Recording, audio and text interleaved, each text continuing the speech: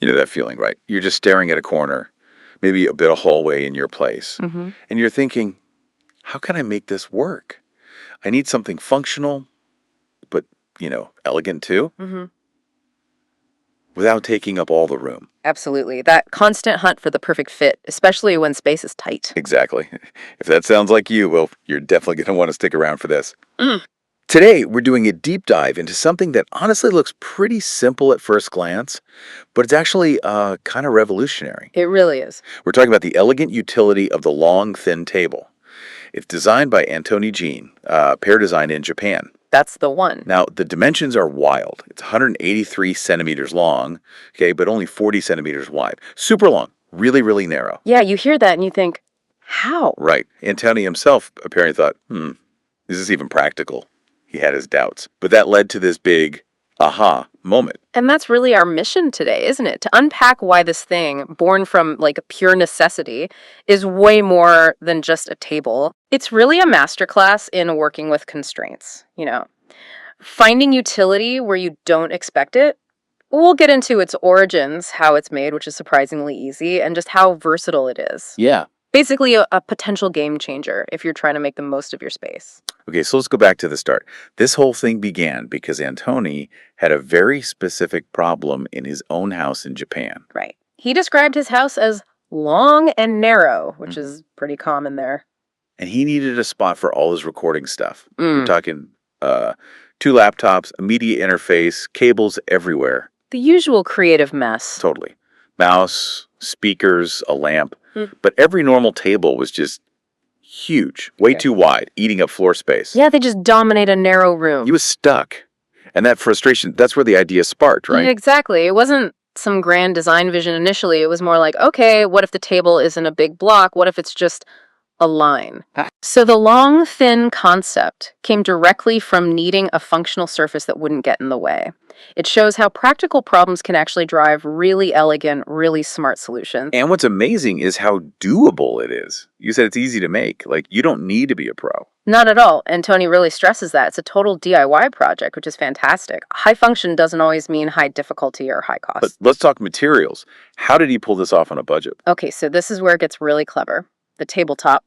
He found some very nice, long shelving material, just standard stuff from a home improvement store, like a depot type place over there. Right, like basic shelving. Yeah, he said it looked like pine or something similar. The key thing was it was straight, not warped, and it was long. He mentioned it barely fit in his car. Oh, okay. And the cost for that. Get this. About $30. $30 for the main surface. Wow. Okay. What about legs? He just ordered those online, Amazon, I think. Got 4 metal legs, white ones, for around $50 total. Yeah, and they come in black, silver, sometimes wood too, so you've got options. Then just a bit of stain. He used a really light green, almost just a hint of it. That was maybe another $10. So super affordable. But wait, there was something about the finish, or rather the lack of finish. That's where the real genius came in, wasn't it? Yes. Okay, so this is the brilliant part, and it was totally accidental. He was basically out of cash for the project. Happens to the best of us. Right. And varnish was going to be another like $60 or $70. And he thought, well, it's not like it's this amazing piece of wood I need to preserve forever. It's just shelving material. Exactly. So he figured, I'll just skip the varnish. If it gets marked up, I'll just sand it. And that budget constraint, that decision, it led to one of the table's best features. How so? Well, because it wasn't varnished, whenever it got a scratch or a paint smudge or just looked a bit tired, he could just lightly sand it. And he said it didn't just clean, it made it look even better. It refreshed the whole feel of the wood. No way. Yeah. Plus, you get that nice smell of sanded wood. You can't do that with a sealed, glossy table. It became this surface that embraces use rather than trying to perfectly preserve it. Easy to maintain, easy to refresh. That's fascinating. A budget constraint becoming a core benefit. So, okay, we get the origin, the DIY aspect, but why is long and thin actually better in practice? It feels counterintuitive. Well, the number one thing is obviously space optimization. It's just incredibly good at fitting into tight spots without dominating. Right. Its narrowness means it doesn't stick out far from the wall. And Tony mentioned how useful this is in Japan, where rooms can be quite narrow. But think about, expensive cities anywhere. Like here. California, New York. Exactly. He even mentioned a studio in San Francisco's Marina District costing like $5,000 a month. Every single inch counts there. Wow, yeah. So this table is almost like taking a wall shelf, a long one, and just putting legs on it. Yeah. You get the surface area, but it doesn't eat into your walking space. It's minimal intrusion. Okay, that makes sense. But my first thought seeing something that long and narrow is stability. Wouldn't it wobble like crazy? You'd absolutely think so. That's the common reaction. But Antoni insists it's extremely stable. No wobble, no movement. Really, even loaded up. Yeah, he had, what was it, 2 computers, recording gear, speakers, a lamp, mouse, all that stuff. And he even mentioned playing his MIDI keyboard on it. Playing keyboard. And it didn't move. Didn't budge, apparently.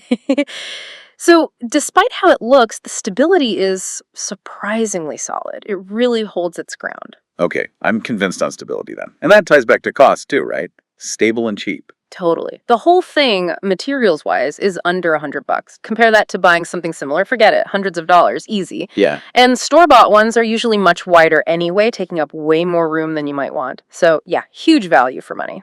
Plus, you mentioned something else key, portability. That's often overlooked with furniture. Oh, definitely. And this thing is apparently very light, easy to just pick up and move, which is huge if your rooms have to do double duty. Like a bedroom that's also an office or an art space. Precisely. And Tony talked about his tatami room, the traditional Japanese room. It's usually his studio for recording and art. Right. But when his kids visit from college, they need to sleep there. So he just easily moves the whole table out, no big production. That's so practical. He even said he can carry it upstairs easily. That kind of flexibility is just... It's perfect for how many of us live now, needing spaces to adapt. It's furniture designed for a flexible lifestyle. That adaptability is really striking. He used it for recording, but then it became something else. Yeah, exactly. When he moved his music gear, it just naturally turned into an art table. Perfect for his paints, brushes, sponges. He loved that he could pull it right up close to his canvas. So it's not just a one-trick pony. Not at all. And you can imagine it for other things too, right? Displaying collections, maybe model trains or old toys, or for guitar pedals and equipment, a writing desk, even extra counter space in a pinch in the kitchen. Did he ever compare it to other tables he's had or made? He did mention one interesting comparison. He once made a table from a huge 200-year-old antique door. Wow, that sounds amazing. Looked fantastic, he said, but practically. It was just too big, too much girth in the middle of the room. It kind of highlights why this long, thin approach works so well for modern spaces. It serves the function without dominating the space itself. Right, function over just sheer presence. Mm-hmm. And going back to the unvarnished wood, there's more to it than just cleaning, isn't there? A sensory thing. Absolutely. Because you can sand it, he said it feels so good to touch, and it smells so good, that fresh wood scent. Yeah. It offers this really tactile connection. You're actually feeling the wood, not a layer of plasticky varnish. Yeah. It invites you to interact with it. And aesthetically, what's the look? Well, Antoni thinks it looks really, really cool and minimalistic and futuristic, especially with that subtle green stain he chose. Yeah, I can picture that. It just proves that functional, budget-friendly design can also be really aesthetically pleasing, right? It doesn't have to be boring. Sometimes simple is the most sophisticated. Okay, so let's wrap this up.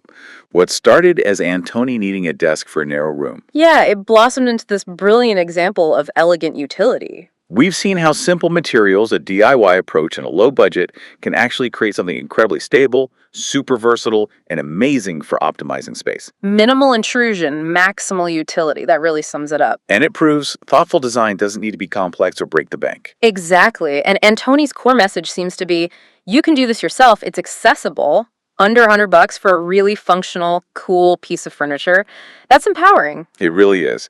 So the final thought for you listening is, what does this mean for your space? Could you look at an awkward spot differently? Mm-hmm. Could an unconventional, maybe even ineffective seeming idea actually hold some unexpected elegance? Maybe there's a simple custom solution waiting for you.